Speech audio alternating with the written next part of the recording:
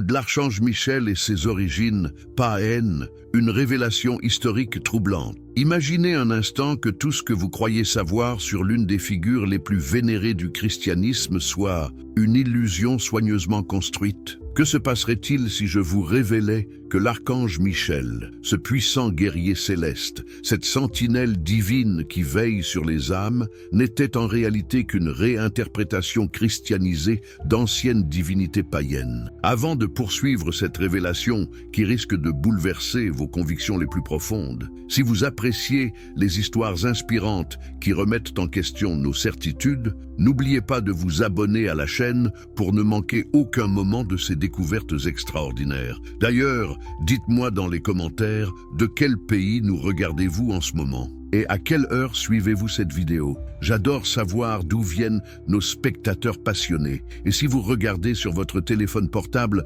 un petit like nous aiderait énormément à faire découvrir ces révélations historiques à davantage de personnes. Cela ne prend qu'une seconde, mais fait une différence énorme pour la visibilité de notre travail. Vous êtes-vous déjà demandé pourquoi certaines figures religieuses semblent si universelles? Pourquoi retrouvons-nous les mêmes archétypes, les mêmes symboles, les mêmes récits de guerre cosmique dans des civilisations qui n'avaient apparemment aucun contact entre elles? La réponse pourrait bien vous choquer. Aujourd'hui, nous allons entreprendre un voyage dans le temps, armés des outils critiques du philosophe Baruch Spinoza, pour déterrer les véritables racines de l'archange Michel. Cette enquête nous mènera des zigguras de Babylone au temple de Perse, des manuscrits gnostiques aux fresques byzantines. Préparez-vous à découvrir comment une tradition vieille de plusieurs millénaires a été habilement recyclée pour servir les besoins d'une nouvelle religion. Les racines babyloniennes. Quand Marduk devient Michel. Commençons par une question troublante. Savez-vous que plus de 1000 ans avant que le nom de Michel n'apparaisse dans les textes hébraïques, les Babyloniens vénéraient déjà un dieu guerrier dont les attributs et les exploits ressemblent étrangement à ceux de notre archange? Remontons à l'ancienne Mésopotamie, vers 1800 avant notre ère. Dans les rues poussiéreuses de Babylone, alors que les prêtres récitaient l'Enuma Elish, ce grand poème cosmogonique qui narrait la création du monde, un nom résonnait avec une puissance particulière, Marduk. Mais qui était réellement ce Marduk? Et pourquoi sa ressemblance avec Michel devrait-elle nous interpeller? Marduk n'était pas un dieu ordinaire. Il était le champion des forces de l'ordre contre le chaos primordial, incarné par la terrible déesse Tiamat. Imaginez la scène. Dans un combat cosmique d'une violence inouïe, Marduk affronte cette créature primordiale, armée de ses foudres et de ses vents, pour établir l'ordre divin dans l'univers. Ne vous rappelle-t-il pas quelqu'un? Cette bataille n'était pas qu'un simple mythe pour les Babyloniens. Elle représentait la lutte éternelle entre cosmos et chaos, entre civilisation et barbarie, entre bien et mal. Chaque année, lors du festival d'Akitu, cette histoire était rejouée dans les temples, gravant dans la mémoire collective l'image d'un dieu guerrier, protecteur de l'ordre établi. Mais voici où les choses deviennent fascinantes. Quand les Hébreux furent déportés à Babylone en 586 avant notre ère, ils ne purent éviter d'être exposés à ces récits puissants. Comment un peuple en exil, privé de son temple et de ses repères, pouvait-il résister à l'attrait de ces mythes grandioses? N'était-il pas naturel qu'ils commencent à réinterpréter leurs propres traditions à la lumière de ces nouvelles influences? C'est précisément à cette époque que nous voyons apparaître, dans la littérature hébraïque tardive, des figures angéliques aux caractéristiques guerrières. Le livre de Daniel, rédigé probablement au IIe siècle avant notre ère, mais censé rapporter des événements babyloniens, mentionne pour la première fois Michel comme le grand prince qui se tient debout pour les enfants de ton peuple. Coïncidence? Ou adaptation consciente d'un archétype déjà profondément ancré dans l'imaginaire mésopotamien, mais l'influence babylonienne ne s'arrête pas là. Analysons les attributs de Marduk. Il est le juge des dieux et des hommes, celui qui pèse les destinées. Il porte les tablettes du destin, ces artefacts divins qui déterminent le sort de l'univers. Il est aussi le guide des âmes dans l'au-delà, celui qui accompagne les morts dans leur voyage post-mortem. Maintenant, réfléchissez aux attributions traditionnelles de Michel dans la tradition chrétienne.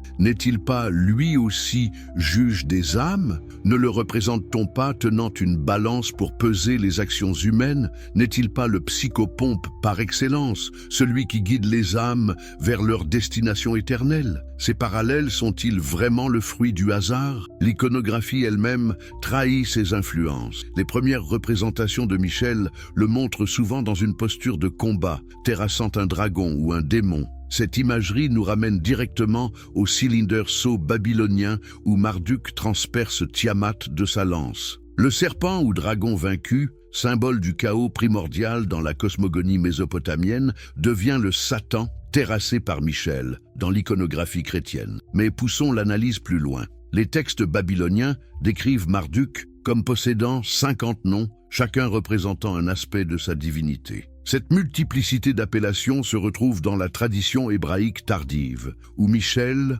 accumule les titres « prince de la lumière »,« gardien d'Israël »,« chef de l'armée de Dieu », « avocat du peuple élu ». Cette prolifération d'épithètes n'est-elle pas révélatrice d'un processus d'assimilation et de réinterprétation? L'influence s'étend même aux détails les plus subtils. Dans l'Enuma Elish, Marduk organise les astres et règle le calendrier cosmique. Dans la tradition rabbinique tardive, Michel devient l'ange responsable de l'harmonie céleste et du bon fonctionnement de l'ordre divin. Cette correspondance fonctionnelle dépasse largement le domaine de la simple coïncidence. Que penser également de la dimension politique de ces figures? Marduk était intimement lié à la légitimité royale babylonienne. Les rois recevaient leur pouvoir de ses mains et leur autorité terrestre reflétait son autorité cosmique. De même, Michel devient dans la tradition chrétienne le protecteur des royaumes chrétiens, l'inspirateur des croisades, le garant de l'ordre politique voulu par Dieu. Cette transformation d'un dieu national babylonien en champion du christianisme politique ne révèle-t-elle pas les mécanismes profonds du syncrétisme religieux? Mais l'histoire ne s'arrête pas à Babylone. Car si les Hébreux ont emprunté à Marduk, ils ont aussi puisé dans d'autres traditions tout aussi riches et tout aussi troublantes. L'héritage perse. Quand Ahura Mazda inspire l'angélologie. Avez-vous déjà réfléchi à cette étrange coïncidence? Pourquoi l'angélologie hébraïque se développe-t-elle si spectaculairement précisément à l'époque où les Perses dominent le Proche-Orient? Serait-ce que le contact avec le zoroastrisme a profondément transformé la vision hébraïque du divin? Remontons au VIe siècle avant notre ère. Cyrus le Grand vient de conquérir Babylone et libérer les Hébreux de leur exil. Mais cette libération n'est pas seulement politique, elle est aussi et surtout spirituelle et intellectuelle. Car avec les Perses arrivent de nouvelles conceptions religieuses d'une sophistication inouïe. Le zoroastrisme, religion officielle de l'Empire perse, présente un système théologique d'une complexité fascinante. Au sommet trône Ahura Mazda, le seigneur sage, entouré d'une hiérarchie d'êtres lumineux appelés Ameshaspentas, les immortels bienfaisants. Ces entités ne sont pas de simples attributs divins, mais des hypostases quasi-personnelles, des médiateurs entre le divin transcendant et le monde matériel. Parmi ces Ameshaspentas, une figure retient particulièrement notre attention, Vurukasha, l'esprit gardien des eaux célestes, souvent représenté comme un guerrier lumineux combattant les forces des ténèbres. Ces attributions correspondent de manière troublante à celles que développera plus tard la tradition michaélique. Mais l'influence perse va bien au-delà de ces correspondances superficielles. Le zoroastrisme introduit dans la pensée religieuse proche-orientale des concepts révolutionnaires. Le dualisme cosmique, la lutte eschatologique entre bien et mal, la résurrection des morts, le jugement final, tous ces éléments, totalement absents du judaïsme primitif, se retrouveront au cœur de la théologie chrétienne. Et Michel en sera l'un des principaux agents. Considérons le mythe de Mithra, cette divinité perse dont le culte se répandra dans tout l'Empire romain. Mithra est le dieu soleil invaincu, le médiateur entre Ahura Mazda et l'humanité, celui qui combat les forces des ténèbres pour libérer les âmes humaines. Il est représenté l'épée à la main, terrassant le taureau cosmique dans un sacrifice salutaire. Cette iconographie du guerrier divin sacrificateur ne préfigure-t-elle pas celle de Michel, champion de Dieu contre Satan ?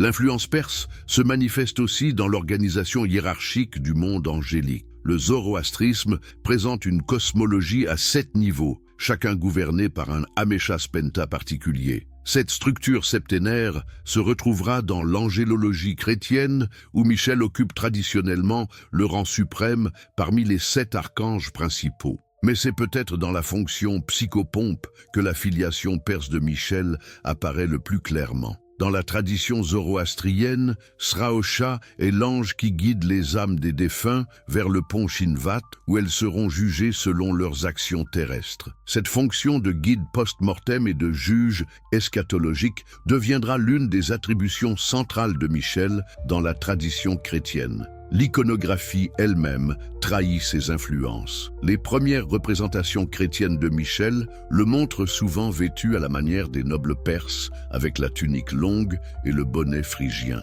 Cette influence vestimentaire n'est pas anecdotique. Elle révèle la profondeur de l'imprégnation culturelle perse sur l'imaginaire chrétien naissant. Que dire également de la dimension astrologique? Dans le zoroastrisme, chaque Ameshaspenta est associé à un astre particulier et gouverne une période de l'année. Michel, dans la tradition chrétienne tardive, sera associé au soleil et à l'équinoxe d'automne, reprenant ainsi des attributions originellement persanes. L'influence perse se manifeste aussi dans les textes.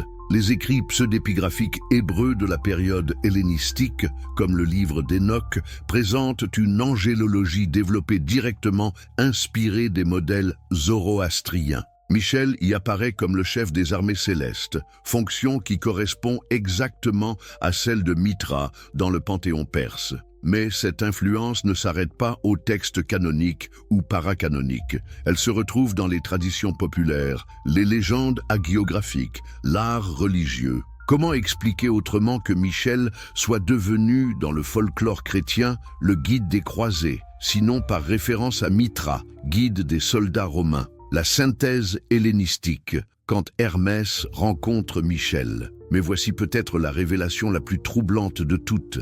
Saviez-vous que certains attributs fondamentaux de l'archange Michel proviennent directement du panthéon grec et plus particulièrement d'Hermès, le messager des dieux? L'époque hellénistique, qui s'étend de la conquête d'Alexandre le Grand jusqu'à l'avènement de l'Empire romain, constitue un moment unique dans l'histoire des religions méditerranéennes. Pour la première fois, les traditions orientales et occidentales se rencontrent, se mélangent, se fécondent mutuellement dans un syncrétisme d'une richesse extraordinaire. C'est dans ce creuset culturel que naît l'angélologie juive tardive, et avec elle, la figure de Michel telle que nous la connaissons. Mais cette naissance ne se fait pas ex nihilo. Elle puise largement dans l'héritage grec et particulièrement dans la figure d'Hermès psychopompe. Hermès, dans la mythologie grecque, n'est pas seulement le messager des dieux, il est aussi, et surtout, le guide des âmes mortes vers les enfers, celui qui accompagne les défunts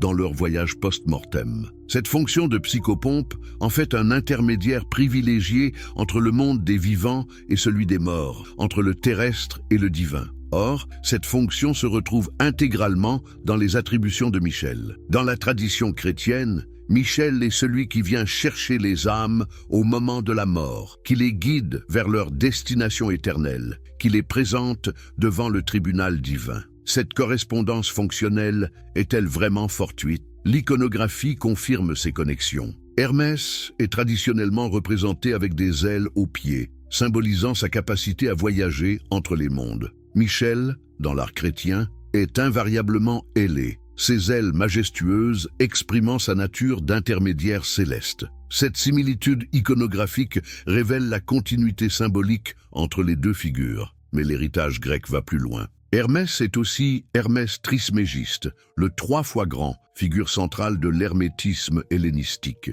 Dans cette tradition, il devient le révélateur des mystères divins, celui qui transmet aux hommes la connaissance secrète des choses célestes. Cette fonction de révélateur se retrouve chez Michel, qui dans l'Apocalypse de Jean dévoile à l'apôtre les secrets de la fin des temps. L'influence grecque se manifeste aussi dans la dimension guerrière de Michel. Car si Hermès est pacifique, d'autres figures du panthéon grec ont contribué à façonner l'archétype michaélique. Pensons à Athéna, déesse de la guerre, juste et de la stratégie militaire. Athéna combat les titans, ces forces chaotiques qui menacent l'ordre olympien. Exactement comme Michel combat les démons dans la tradition chrétienne. L'héritage d'Apollon est également perceptible. Apollon Pythien tue le dragon Python pour établir son oracle à Delphes. Cette victoire sur le serpent primordial préfigure le combat de Michel contre Satan, souvent représenté sous forme draconique. La continuité mythologique était frappante. De Python à Satan, c'est la même lutte archétypale entre ordre et chaos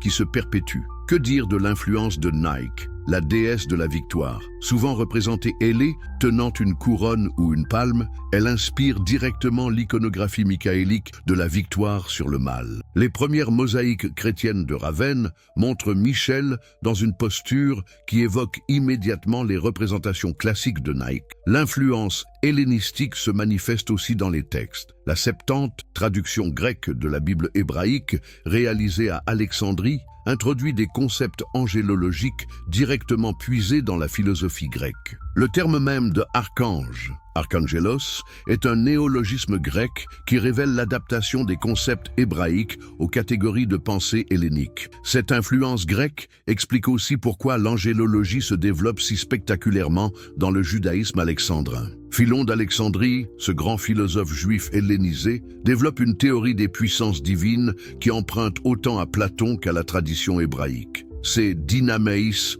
préfigurent les hiérarchies angéliques chrétiennes. Mais c'est peut-être dans la gnose que l'héritage grec de Michel apparaît le plus clairement. Les textes gnostiques, imprégnés de philosophie platonicienne, présentent Michel comme un démiurge bienveillant, organisateur du cosmos visible. Cette fonction cosmologique rappelle directement celle du démiurge platonicien, cette intelligence ordonnatrice qui donne forme au monde matériel. L'influence d'Hermès se manifeste aussi dans la tradition alchimique médiévale, où Michel devient l'ange de la transmutation, celui qui guide l'âme vers sa perfection spirituelle. Cette fonction d'initiateur mystique reproduit exactement celle d'Hermès Trismégiste dans l'hermétisme alexandrin. Même la dimension temporelle de Michel révèle ses origines grecques. Dans la tradition chrétienne, Michel est l'ange de l'Apocalypse, celui qui annonce la fin des temps et préside au jugement final. Cette fonction eschatologique évoque directement Hermès Psychopompe, guide des âmes vers leur destination ultime. Comment ne pas voir, dans cette accumulation de correspondances, la preuve d'une filiation directe? Michel n'est pas né ex nihilo dans l'imagination hébraïque. Il est le produit d'une synthèse créatrice qui emprunte à toutes les traditions religieuses du bassin méditerranéen. Cette révélation nous amène naturellement à nous interroger sur la méthode qui nous permet de déceler ces influences. Car c'est précisément ici qu'intervient la critique spinozienne, cette approche rationnelle et historique qui nous permet de distinguer le mythe de la réalité, la construction humaine de la révélation prétendue divine. La méthode spinozienne, déconstruire l'illusion religieuse. Maintenant que nous avons mis au jour les racines païennes de l'archange Michel, une question cruciale se pose. Comment pouvons-nous être certains de nos conclusions? Sur quelle base méthodologique fonder une telle déconstruction? C'est précisément ici qu'intervient le génie critique de Baruch Spinoza, ce philosophe du XVIIe siècle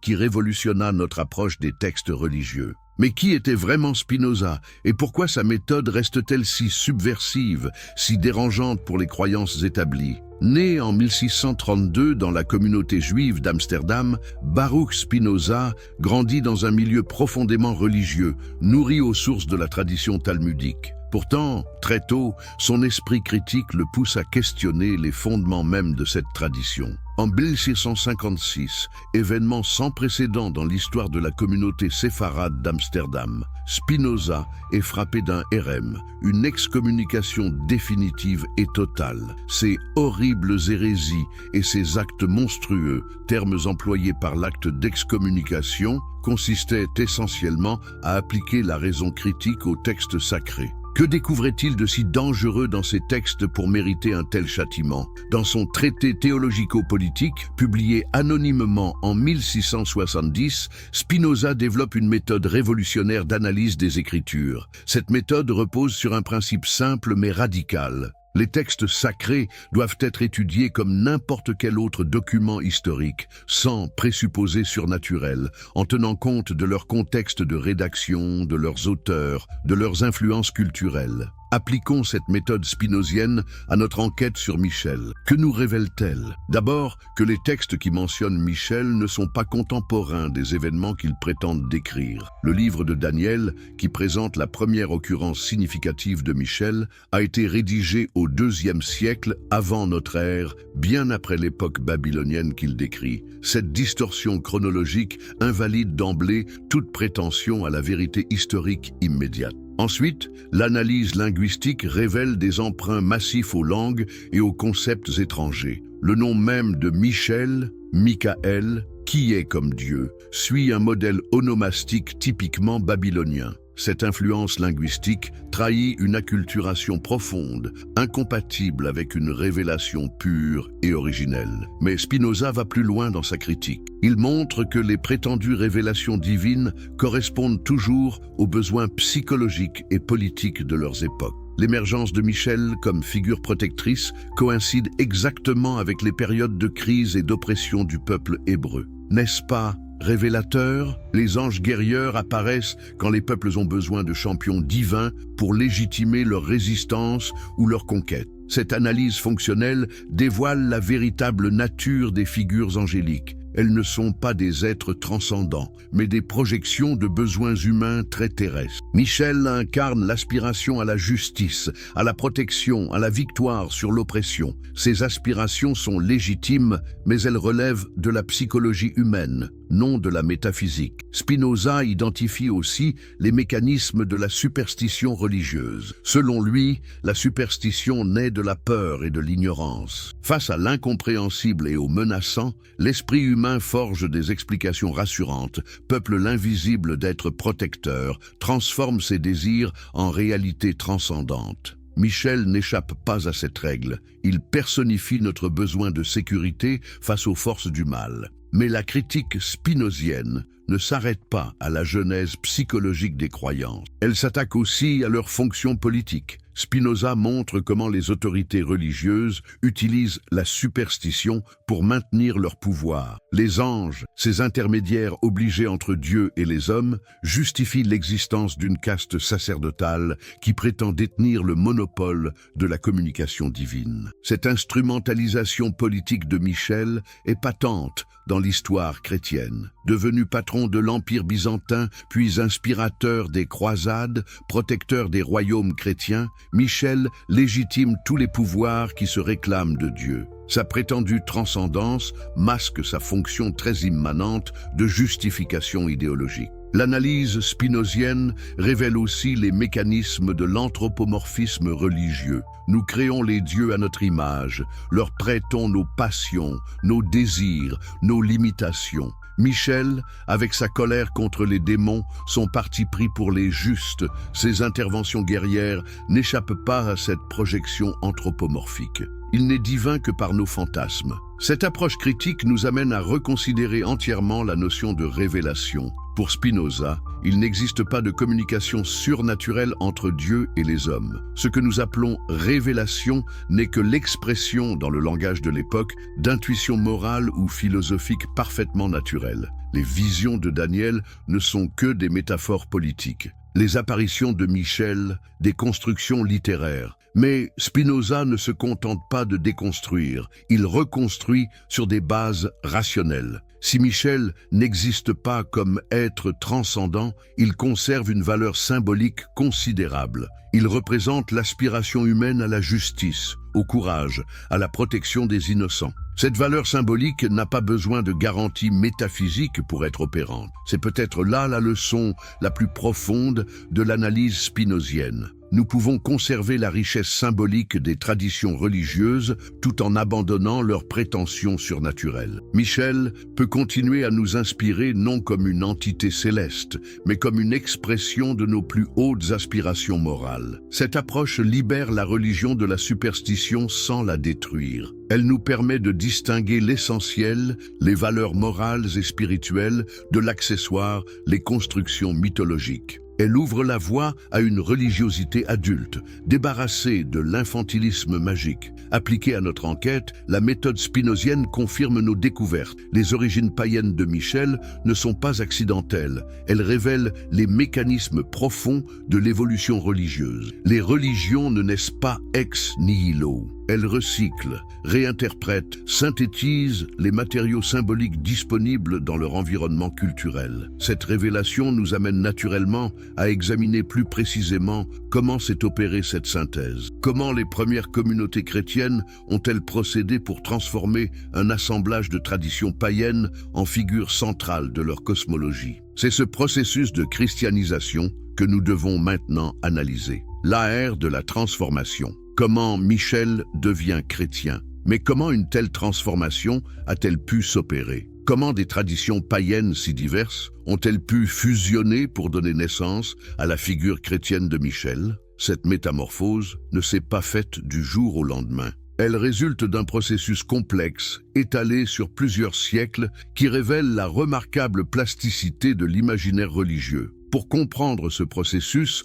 nous devons d'abord saisir le contexte dans lequel naît le christianisme. Le 1er siècle de notre ère voit l'Empire romain à son apogée, unifiant sous sa domination des populations aux traditions religieuses extrêmement diverses. Cette unification politique favorise les échanges culturels et religieux d'une ampleur sans précédent dans l'histoire humaine. Dans ce melting pot méditerranéen, les frontières entre les traditions s'estompent. Les cultes orientaux, mithriacisme, culte d'Isis, christianisme naissant, se répandent dans tout l'Empire, empruntant les uns aux autres, se transformant au contact des traditions locales. C'est dans ce contexte de syncrétisme généralisé que s'opère la christianisation de Michel. Mais cette christianisation ne procède pas par addition simple d'éléments disparates. Elle obéit à une logique subtile de réinterprétation symbolique. Les premiers théologiens chrétiens ne rejettent pas brutalement l'héritage païen, ils le baptisent, le rechargent de sens nouveaux, l'intègrent dans leur système doctrinal. Cette stratégie d'intégration répond à des nécessités pratiques évidentes. Comment convertir des populations nourries de traditions millénaires en leur imposant un système religieux totalement étranger? Il faut au contraire montrer que le christianisme accomplit et dépasse ces traditions, qu'il en révèle le sens véritable jusqu'alors caché. Saint Justin, ce philosophe du IIe siècle, converti au christianisme, théorise cette approche dans sa doctrine du logos spermatikos, le verbe seminal. Selon lui, le Christ éternel a déposé des semences de vérité dans toutes les traditions humaines. Les mythes païens ne sont donc pas de pures erreurs, ils contiennent des anticipations, des préfigurations de la révélation chrétienne. Cette théorie justifie théologiquement la récupération de l'héritage païen. Michel peut intégrer les fonctions de Marduk, Mitra ou Hermès parce que ces figures antiques préfiguraient confusément sa véritable nature. Le syncrétisme devient ainsi non plus une compromission, mais une révélation progressive de la vérité divine. Cette intégration s'opère selon des modalités précises que nous pouvons analyser. D'abord, la fonction reste, mais change de contexte. Michel conserve le rôle psychopompe d'Hermès, mais au lieu de guider les âmes vers les enfers grecs, il les conduit vers le paradis chrétien. La structure narrative demeure, seul le décor change. Ensuite, l'iconographie se transforme progressivement. Les premières représentations chrétiennes de Michel empruntent massivement à l'art païen. Postures, attributs, gestes, tout rappelle les modèles antérieurs. Mais peu à peu, des éléments spécifiquement chrétiens s'ajoutent. La croix, l'inscription christologique, les références bibliques. Cette évolution iconographique révèle la stratégie missionnaire de l'Église primitive. Il faut rassurer les convertis en leur montrant que leurs anciennes dévotions trouvent leur accomplissement dans la nouvelle foi. Michel Ailé évoque Hermès, mais ses ailes le désignent aussi comme messager du Dieu unique. L'ambiguïté est volontaire et foncte. L'archange Michel et ses origines païennes. Une révélation historique troublante. Imaginez un instant que tout ce que vous croyez savoir sur l'une des figures les plus vénérées du christianisme soit une illusion soigneusement construite. Que se passerait-il si je vous révélais que l'archange Michel, ce puissant guerrier céleste, cette sentinelle divine qui veille sur les âmes, n'était en réalité qu'une réinterprétation christianisée d'anciennes divinités païennes? Avant de poursuivre cette révélation qui risque de bouleverser vos convictions les plus profondes, si vous appréciez les histoires inspirantes qui remettent en question nos certitudes, n'oubliez pas de vous abonner à la chaîne pour ne manquer aucun moment de ces découvertes extraordinaires. D'ailleurs, dites-moi dans les commentaires de quel pays nous regardez-vous en ce moment et à quelle heure suivez-vous cette vidéo. J'adore savoir d'où viennent nos spectateurs passionnés. Et si vous regardez sur votre téléphone portable, un petit like nous aiderait énormément à faire découvrir ces révélations historiques à davantage de personnes. Cela ne prend qu'une seconde, mais fait une différence énorme pour la visibilité de notre travail. Vous êtes-vous déjà demandé pourquoi certaines figures religieuses semblent si universelles? Pourquoi retrouvons-nous les mêmes archétypes, les mêmes symboles, les mêmes récits de guerre cosmique dans des civilisations qui n'avaient apparemment aucun contact entre elles? La réponse pourrait bien vous choquer. Aujourd'hui, nous allons entreprendre un voyage dans le temps, armés des outils critiques du philosophe Baruch Spinoza, pour déterrer les véritables racines de l'archange Michel. Cette enquête nous mènera des zigguras de Babylone au temple de Perse, des manuscrits gnostiques aux fresques byzantines. Préparez-vous à découvrir comment une tradition vieille de plusieurs millénaires a été habilement recyclée pour servir les besoins d'une nouvelle religion. Les racines babyloniennes. Quand Marduk devient Michel. Commençons par une question troublante. Savez-vous que plus de 1000 ans avant que le nom de Michel n'apparaisse dans les textes hébraïques, les Babyloniens vénéraient déjà un dieu guerrier dont les attributs et les exploits ressemblent étrangement à ceux de notre archange?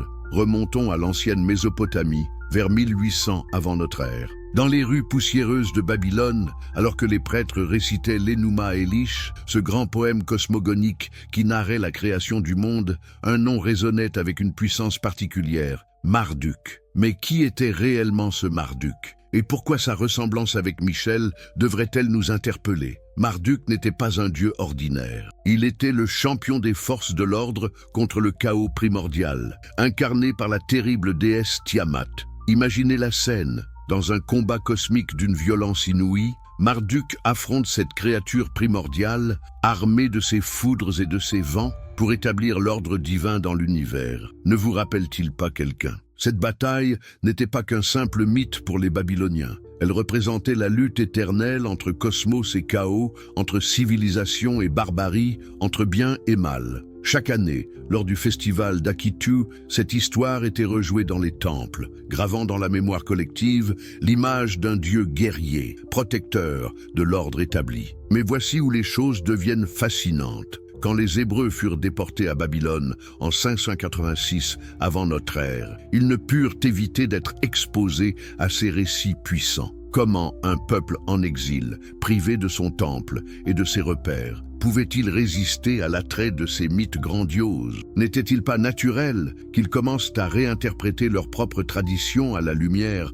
de ces nouvelles influences? C'est précisément à cette époque que nous voyons apparaître, dans la littérature hébraïque tardive, des figures angéliques aux caractéristiques guerrières. Le livre de Daniel, rédigé probablement au IIe siècle avant notre ère mais censé rapporter des événements babyloniens, mentionne pour la première fois Michel comme le grand prince qui se tient debout pour les enfants de ton peuple. Coïncidence ? Ou adaptation consciente d'un archétype déjà profondément ancré dans l'imaginaire mésopotamien, mais l'influence babylonienne ne s'arrête pas là. Analysons les attributs de Marduk. Il est le juge des dieux et des hommes, celui qui pèse les destinées. Il porte les tablettes du destin, ces artefacts divins qui déterminent le sort de l'univers. Il est aussi le guide des âmes dans l'au-delà, celui qui accompagne les morts dans leur voyage post-mortem. Maintenant, réfléchissez aux attributions traditionnelles de Michel dans la tradition chrétienne. N'est-il pas lui aussi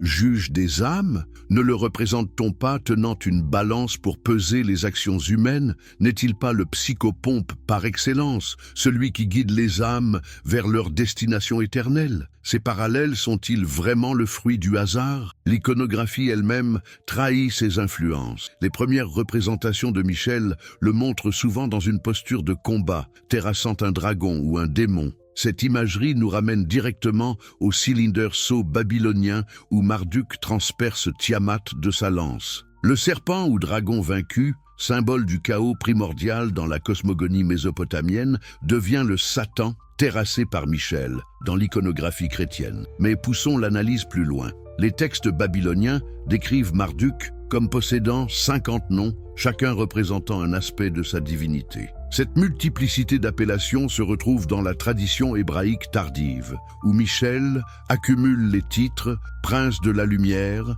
gardien d'Israël »,« chef de l'armée de Dieu », avocat du peuple élu. Cette prolifération d'épithètes n'est-elle pas révélatrice d'un processus d'assimilation et de réinterprétation? L'influence s'étend même aux détails les plus subtils. Dans l'Enuma Elish, Marduk organise les astres et règle le calendrier cosmique. Dans la tradition rabbinique tardive, Michel devient l'ange responsable de l'harmonie céleste et du bon fonctionnement de l'ordre divin. Cette correspondance fonctionnelle dépasse largement le domaine de la simple coïncidence. Que penser également de la dimension politique de ces figures? Marduk était intimement lié à la légitimité royale babylonienne. Les rois recevaient leur pouvoir de ses mains et leur autorité terrestre reflétait son autorité cosmique. De même, Michel devient dans la tradition chrétienne le protecteur des royaumes chrétiens, l'inspirateur des croisades, le garant de l'ordre politique voulu par Dieu. Cette transformation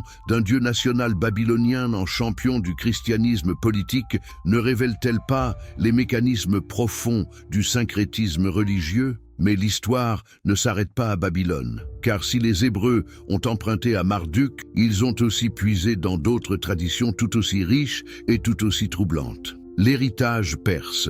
Quand Ahura Mazda inspire l'angélologie. Avez-vous déjà réfléchi à cette étrange coïncidence? Pourquoi l'angélologie hébraïque se développe-t-elle si spectaculairement précisément à l'époque où les Perses dominent le Proche-Orient? Serait-ce que le contact avec le zoroastrisme a profondément transformé la vision hébraïque du divin? Remontons au VIe siècle avant notre ère. Cyrus le Grand vient de conquérir Babylone et libérer les Hébreux de leur exil. Mais cette libération n'est pas seulement politique, elle est aussi et surtout spirituelle et intellectuelle. Car avec les Perses arrivent de nouvelles conceptions religieuses d'une sophistication inouïe. Le zoroastrisme, religion officielle de l'Empire perse, présente un système théologique d'une complexité fascinante. Au sommet trône Ahura Mazda, le seigneur sage, entouré d'une hiérarchie d'êtres lumineux appelés Ameshaspentas, les immortels bienfaisants. Ces entités ne sont pas de simples attributs divins,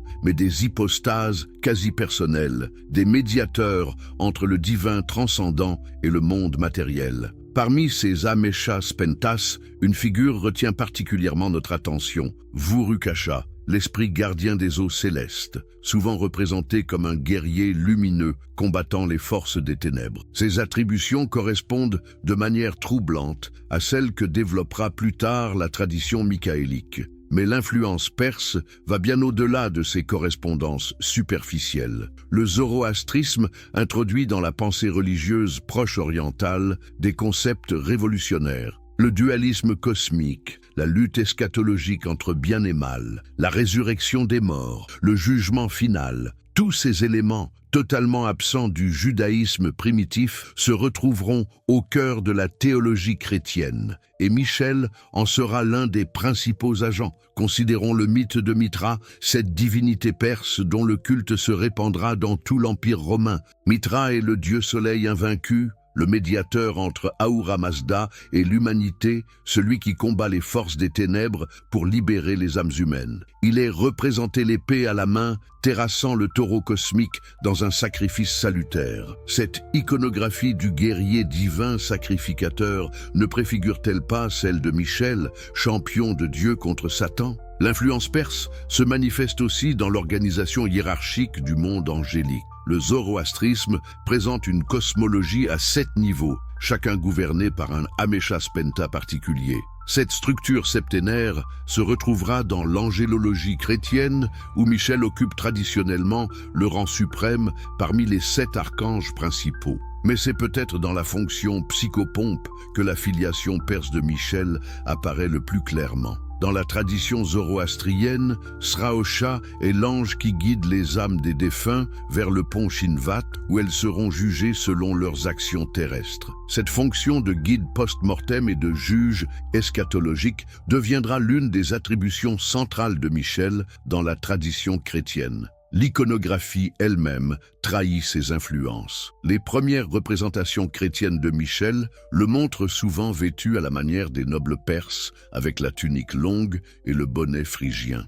Cette influence vestimentaire n'est pas anecdotique. Elle révèle la profondeur de l'imprégnation culturelle perse sur l'imaginaire chrétien naissant. Que dire également de la dimension astrologique? Dans le zoroastrisme, chaque Ameshaspenta est associé à un astre particulier et gouverne une période de l'année. Michel, dans la tradition chrétienne tardive, sera associé au soleil et à l'équinoxe d'automne, reprenant ainsi des attributions originellement persanes. L'influence perse se manifeste aussi dans les textes. Les écrits pseudépigraphiques hébreux de la période hellénistique, comme le livre d'Enoch, présentent une angélologie développée directement inspirée des modèles zoroastriens. Michel y apparaît comme le chef des armées célestes, fonction qui correspond exactement à celle de Mitra dans le panthéon perse. Mais cette influence ne s'arrête pas aux textes canoniques ou paracanoniques. Elle se retrouve dans les traditions populaires, les légendes hagiographiques, l'art religieux. Comment expliquer autrement que Michel soit devenu, dans le folklore chrétien, le guide des croisés, sinon par référence à Mitra, guide des soldats romains? La synthèse hellénistique, quand Hermès rencontre Michel. Mais voici peut-être la révélation la plus troublante de toutes. Saviez-vous que certains attributs fondamentaux de l'archange Michel proviennent directement du panthéon grec et plus particulièrement d'Hermès, le messager des dieux? L'époque hellénistique, qui s'étend de la conquête d'Alexandre le Grand jusqu'à l'avènement de l'Empire romain, constitue un moment unique dans l'histoire des religions méditerranéennes. Pour la première fois, les traditions orientales et occidentales se rencontrent, se mélangent, se fécondent mutuellement dans un syncrétisme d'une richesse extraordinaire. C'est dans ce creuset culturel que naît l'angélologie juive tardive, et avec elle, la figure de Michel telle que nous la connaissons. Mais cette naissance ne se fait pas ex nihilo. Elle puise largement dans l'héritage grec et particulièrement dans la figure d'Hermès psychopompe. Hermès, dans la mythologie grecque, n'est pas seulement le messager des dieux, il est aussi, et surtout, le guide des âmes mortes vers les enfers, celui qui accompagne les défunts dans leur voyage post-mortem. Cette fonction de psychopompe en fait un intermédiaire privilégié entre le monde des vivants et celui des morts, entre le terrestre et le divin. Or, cette fonction se retrouve intégralement dans les attributions de Michel. Dans la tradition chrétienne, Michel est celui qui vient chercher les âmes au moment de la mort, qui les guide vers leur destination éternelle, qui les présente devant le tribunal divin. Cette correspondance fonctionnelle est-elle vraiment fortuite? L'iconographie confirme ces connexions. Hermès est traditionnellement représenté avec des ailes aux pieds, symbolisant sa capacité à voyager entre les mondes. Michel, dans l'art chrétien, est invariablement ailé, ses ailes majestueuses exprimant sa nature d'intermédiaire céleste. Cette similitude iconographique révèle la continuité symbolique entre les deux figures. Mais l'héritage grec va plus loin. Hermès est aussi Hermès Trismégiste, le 3 fois grand, figure centrale de l'hermétisme hellénistique.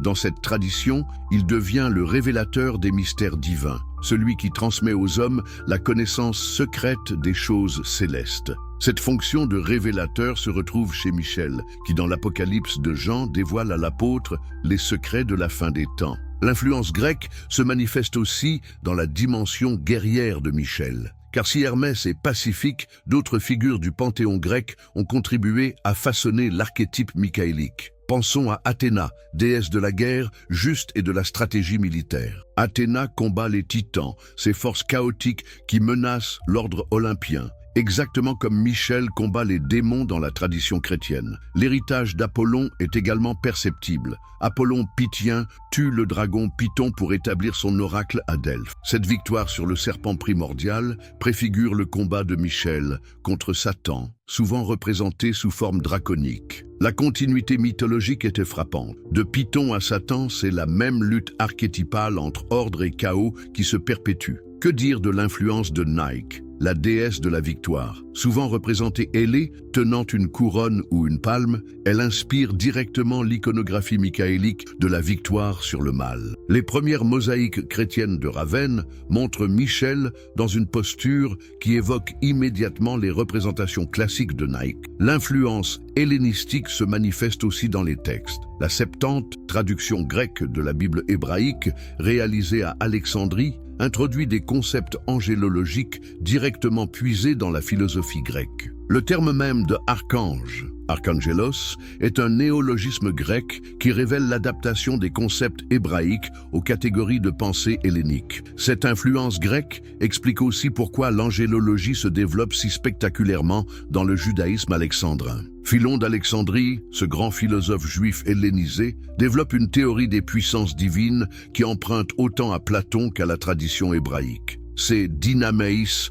préfigurent les hiérarchies angéliques chrétiennes. Mais c'est peut-être dans la gnose que l'héritage grec de Michel apparaît le plus clairement. Les textes gnostiques, imprégnés de philosophie platonicienne, présentent Michel comme un démiurge bienveillant, organisateur du cosmos visible. Cette fonction cosmologique rappelle directement celle du démiurge platonicien, cette intelligence ordonnatrice qui donne forme au monde matériel. L'influence d'Hermès se manifeste aussi dans la tradition alchimique médiévale, où Michel devient l'ange de la transmutation, celui qui guide l'âme vers sa perfection spirituelle. Cette fonction d'initiateur mystique reproduit exactement celle d'Hermès Trismégiste dans l'hermétisme alexandrin. Même la dimension temporelle de Michel révèle ses origines grecques. Dans la tradition chrétienne, Michel est l'ange de l'Apocalypse, celui qui annonce la fin des temps et préside au jugement final. Cette fonction eschatologique évoque directement Hermès Psychopompe,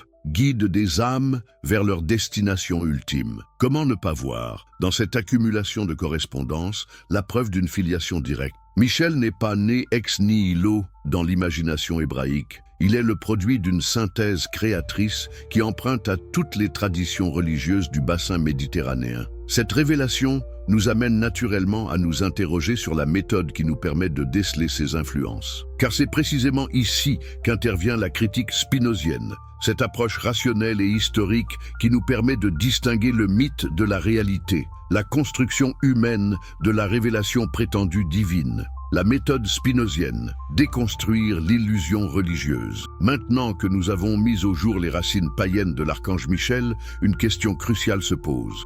Comment pouvons-nous être certains de nos conclusions? Sur quelle base méthodologique fonder une telle déconstruction? C'est précisément ici qu'intervient le génie critique de Baruch Spinoza, ce philosophe du XVIIe siècle qui révolutionna notre approche des textes religieux. Mais qui était vraiment Spinoza et pourquoi sa méthode reste-t-elle si subversive, si dérangeante pour les croyances établies? Né en 1632 dans la communauté juive d'Amsterdam, Baruch Spinoza grandit dans un milieu profondément religieux, nourri aux sources de la tradition talmudique. Pourtant, très tôt, son esprit critique le pousse à questionner les fondements mêmes de cette tradition.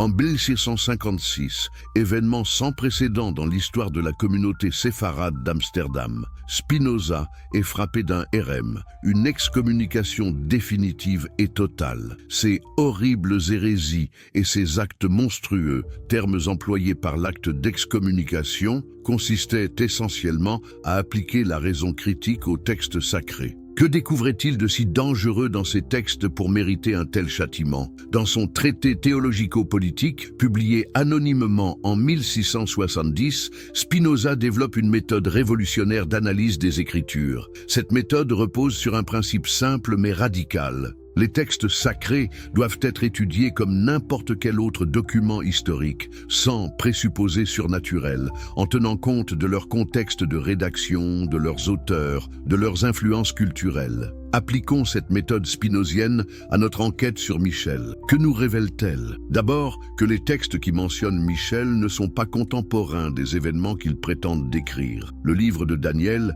qui présente la première occurrence significative de Michel, a été rédigé au IIe siècle avant notre ère, bien après l'époque babylonienne qu'il décrit. Cette distorsion chronologique invalide d'emblée toute prétention à la vérité historique immédiate. Ensuite, l'analyse linguistique révèle des emprunts massifs aux langues et aux concepts étrangers. Le nom même de Michel, Michael, qui est comme Dieu, suit un modèle onomastique typiquement babylonien. Cette influence linguistique trahit une acculturation profonde, incompatible avec une révélation pure et originelle. Mais Spinoza va plus loin dans sa critique. Il montre que les prétendues révélations divines correspondent toujours aux besoins psychologiques et politiques de leurs époques. L'émergence de Michel comme figure protectrice coïncide exactement avec les périodes de crise et d'oppression du peuple hébreu. N'est-ce pas révélateur? Les anges guerriers apparaissent quand les peuples ont besoin de champions divins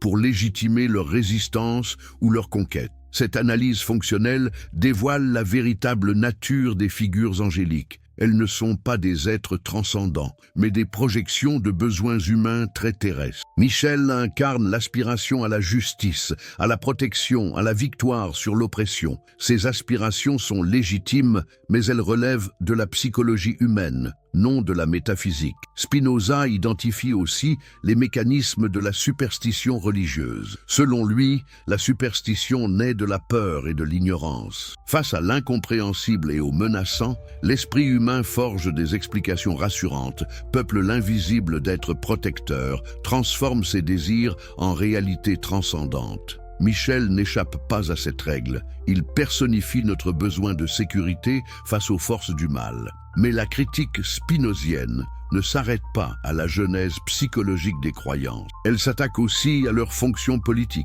Spinoza montre comment les autorités religieuses utilisent la superstition pour maintenir leur pouvoir. Les anges, ces intermédiaires obligés entre Dieu et les hommes, justifient l'existence d'une caste sacerdotale qui prétend détenir le monopole de la communication divine. Cette instrumentalisation politique de Michel est patente dans l'histoire chrétienne. Devenu patron de l'Empire byzantin, puis inspirateur des croisades, protecteur des royaumes chrétiens, Michel légitime tous les pouvoirs qui se réclament de Dieu. Sa prétendue transcendance masque sa fonction très immanente de justification idéologique. L'analyse spinozienne révèle aussi les mécanismes de l'anthropomorphisme religieux. Nous créons les dieux à notre image, leur prêtons nos passions, nos désirs, nos limitations. Michel, avec sa colère contre les démons, son parti pris pour les justes, ses interventions guerrières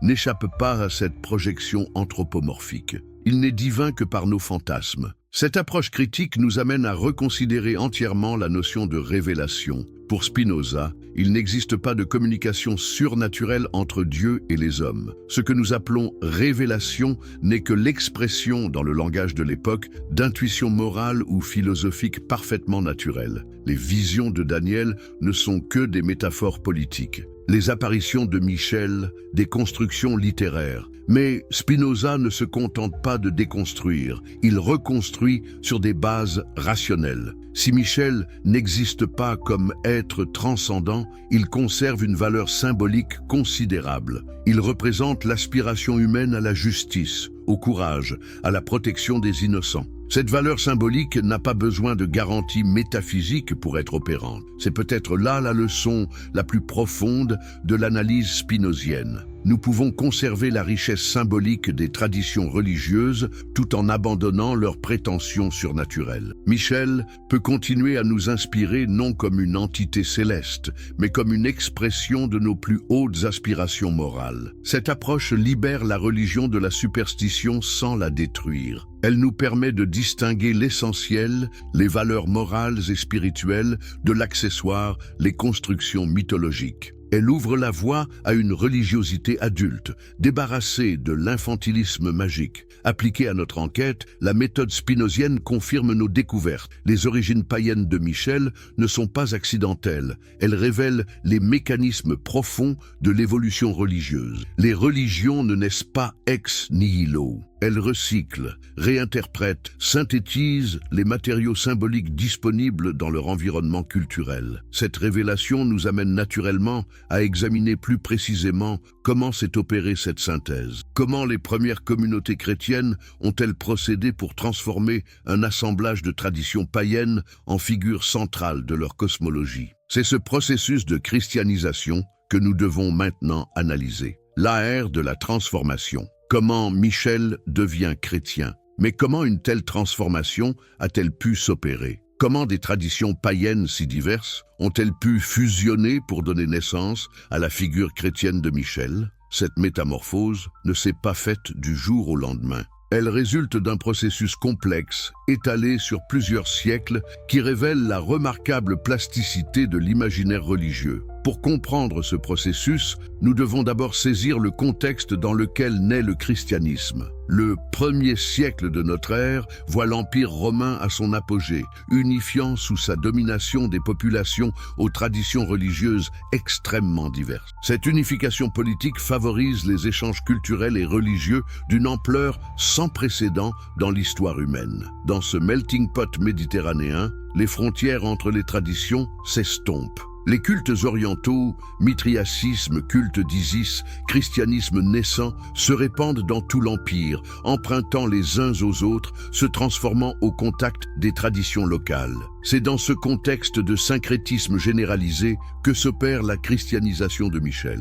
Mais cette christianisation ne procède pas par addition simple d'éléments disparates. Elle obéit à une logique subtile de réinterprétation symbolique. Les premiers théologiens chrétiens ne rejettent pas brutalement l'héritage païen, ils le baptisent, le rechargent de sens nouveaux, l'intègrent dans leur système doctrinal. Cette stratégie d'intégration répond à des nécessités pratiques évidentes. Comment convertir des populations nourries de traditions millénaires en leur imposant un système religieux totalement étranger ? Il faut au contraire montrer que le christianisme accomplit et dépasse ces traditions, qu'il en révèle le sens véritable jusqu'alors caché. Saint Justin, ce philosophe du IIe siècle, converti au christianisme, théorise cette approche dans sa doctrine du logos spermatikos, le verbe seminal. Selon lui, le Christ éternel a déposé des semences de vérité dans toutes les traditions humaines. Les mythes païens ne sont donc pas de pures erreurs, ils contiennent des anticipations,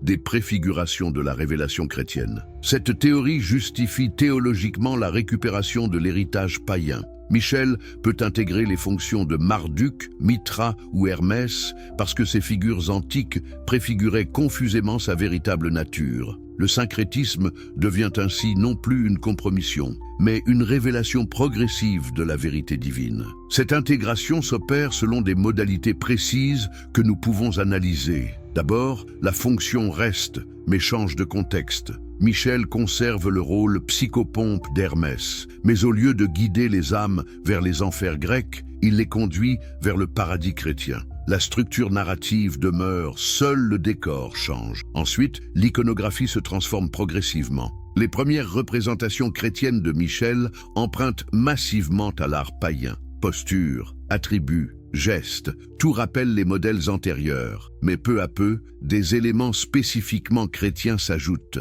La croix, l'inscription christologique, les références bibliques. Cette évolution iconographique révèle la stratégie missionnaire de l'Église primitive. Il faut rassurer les convertis en leur montrant que leurs anciennes dévotions trouvent leur accomplissement dans la nouvelle foi. Michel Ailé évoque Hermès, mais ses ailes le désignent aussi comme messager du Dieu unique. L'ambiguïté est volontaire et fonctionnelle. Le processus de transformation s'accompagne aussi d'une réécriture de l'histoire sainte. Les textes pseudépigraphiques, ces écrits attribués aux grandes figures bibliques, mais rédigés bien plus tard, intègrent progressivement Michel dans la narration biblique. Il devient l'ange qui chasse Adam du paradis, celui qui arrête le bras d'Abraham, celui qui guide Moïse au Sinaï. Cette rétroprojection anachronique ancre Michel dans l'histoire sacrée et légitime sa vénération. Mais le génie de cette transformation réside surtout dans sa capacité à répondre aux attentes spirituelles de l'époque. Le monde antique tardif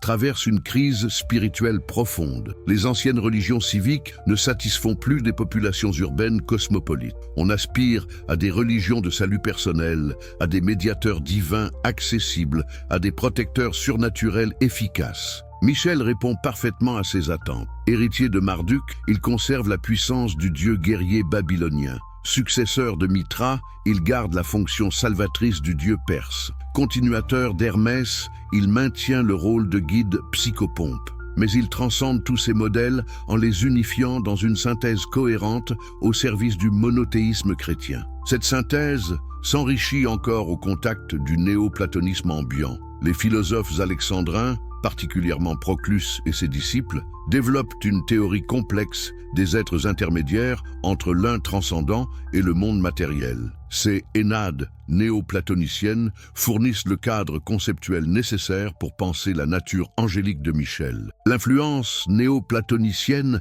explique pourquoi l'angélologie chrétienne acquiert une sophistication théorique inconnue du judaïsme primitif. Michel n'est plus seulement un messager divin occasionnel. Il devient un être métaphysique permanent, doté d'une nature propre, occupant un rang précis dans la hiérarchie cosmique. Cette évolution théorique culmine avec Pseudo-Denis l'Aréopagite, ce mystérieux théologien du vieux siècle qui systématise définitivement l'angélologie chrétienne. Son traité de la hiérarchie céleste fixe pour des siècles la doctrine officielle sur les anges. Michel y occupe le rang suprême parmi les archanges, synthèse parfaite de toutes les traditions antérieures. Mais cette systématisation théologique ne doit pas masquer les enjeux politiques de la transformation, car l'intégration de Michel dans le christianisme s'accompagne de sa mobilisation au service du pouvoir temporel. Constantin fait graver Michel sur ses étendards militaires. Justinien lui dédie la basilique du palais à Constantinople. Les empereurs byzantins se placent sous sa protection spéciale. Cette instrumentalisation politique révèle une dimension fondamentale du processus de christianisation. Il ne s'agit pas seulement d'une évolution spirituelle, mais d'une récupération idéologique. Michel devient l'ange de l'empire chrétien, le garant surnaturel de l'ordre établi, le justificateur céleste des ambitions terrestres. Cette dimension politique explique pourquoi Michel accumule progressivement des fonctions qui dépassent largement ses attributions originelles. Il devient patron des croisades, inspirateur des reconquêtes, protecteur des royaumes chrétiens. Chaque extension de son culte correspond à une extension du pouvoir chrétien. L'analyse de ce processus révèle les mécanismes profonds de l'évolution religieuse. Les religions ne sont pas des systèmes figés tombés du ciel. Elles sont des constructions humaines en perpétuelle transformation, qui s'adaptent aux besoins de leur époque, intègrent les influences de leur environnement, répondent aux attentes de leurs fidèles. Cette plasticité n'enlève rien à leur valeur spirituelle. Elle révèle au contraire leur vitalité créatrice. Michel, synthèse de traditions millénaires, témoigne de la capacité humaine à créer du sens, à forger des symboles porteurs d'espérance, à transformer l'héritage du passé en vision d'avenir. Mais cette créativité s'accompagne aussi d'une forme d'amnésie collective. Les communautés chrétiennes oublient progressivement les origines païennes de leurs symboles. Ce qui était consciemment emprunté devient naturellement chrétien. L'historicité cède la place au mythe, la construction à la révélation. Cette amnésie n'est pas accidentelle, elle est fonctionnellement nécessaire. Pour qu'un symbole soit opérant, il faut qu'il soit vécu comme authentique, original, révélé. La conscience de ses origines syncrétiques briserait son efficacité spirituelle. L'oubli devient ainsi condition de la croyance. C'est précisément cet oubli que l'analyse historique critique vient troubler. En révélant les origines païennes de Michel, elle remet en question son authenticité chrétienne. Elle dévoile les mécanismes de construction là où la tradition ne voit que révélation divine. Cette révélation suscite inévitablement des résistances, car elle ébranle les certitudes, questionne les évidences, relativise l'absolu. Qui veut apprendre que son ange gardien descend en droite ligne des dieux païens? Qui souhaite découvrir que sa foi s'enracine dans la superstition antique? Pourtant, cette prise de conscience peut aussi être libératrice. Elle nous affranchit de l'illusion de l'originalité absolue, nous réconcilie avec notre humanité créatrice, nous révèle la richesse de notre héritage spirituel commun. Michel n'en devient pas moins respectable pour descendre de Marduk. Il témoigne au contraire de la continuité de l'aspiration humaine au divin. Cette perspective ouvre de nouveaux horizons pour la compréhension interreligieuse. Si nos traditions partagent des racines communes, si nos symboles puisent aux mêmes sources archétypales, alors nos différences ne sont peut-être pas aussi irréductibles qu'elles paraissent. L'enquête sur Michel nous conduit ainsi vers une interrogation plus large sur la nature même du phénomène religieux. Sommes-nous condamnés à choisir entre foi naïve et scepticisme destructeur? Existe-t-il une voie moyenne qui préserve la richesse spirituelle tout en assumant la lucidité critique? C'est cette voie que Spinoza nous invite à explorer. Une religiosité éclairée, débarrassée de la superstition mais respectueuse de l'aspiration spirituelle, critique envers les dogmes mais ouverte au mystère de l'existence humaine. Cette approche spinozienne nous révèle finalement que la véritable question n'est pas de savoir si Michel existe réellement comme être transcendant, mais de comprendre pourquoi l'humanité a éprouvé le besoin de créer de telles figures. Quelles aspirations elles expriment, quelles fonctions elles remplissent dans notre quête de sens. Vues sous cet angle, les origines païennes de Michel cessent d'être scandaleuses pour devenir révélatrices. Elles nous montrent comment l'esprit humain, à travers les siècles et les civilisations, n'a cessé de forger des symboles pour exprimer ses plus hautes aspirations. Justice, protection, courage, espérance. Ces aspirations transcendent les particularismes religieux. Qu'il s'appelle Marduk à Babylone,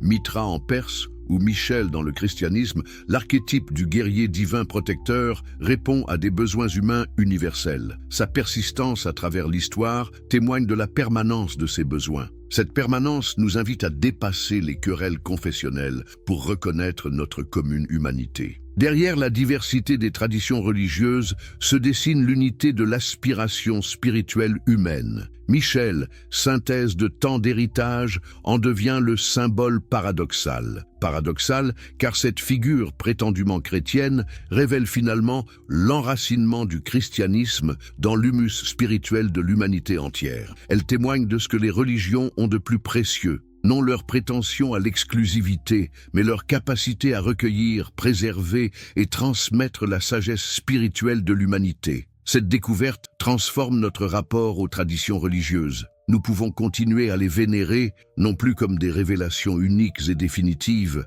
mais comme des moments privilégiés de la créativité spirituelle humaine. Michel retrouve ainsi une grandeur nouvelle, non plus ange d'un Dieu particulier, mais symbole de l'aspiration universelle au divin. Cette perspective ouvre des horizons inattendus pour l'avenir des religions. Si elles acceptent de reconnaître leurs racines communes, leurs emprunts mutuels, leur enracinement dans l'expérience humaine universelle, elles peuvent dépasser leurs antagonismes historiques pour retrouver leur vocation première, éclairer le chemin de l'humanité vers plus de sagesse, de justice et de fraternité. C'est peut-être là le message ultime de notre enquête sur Michel.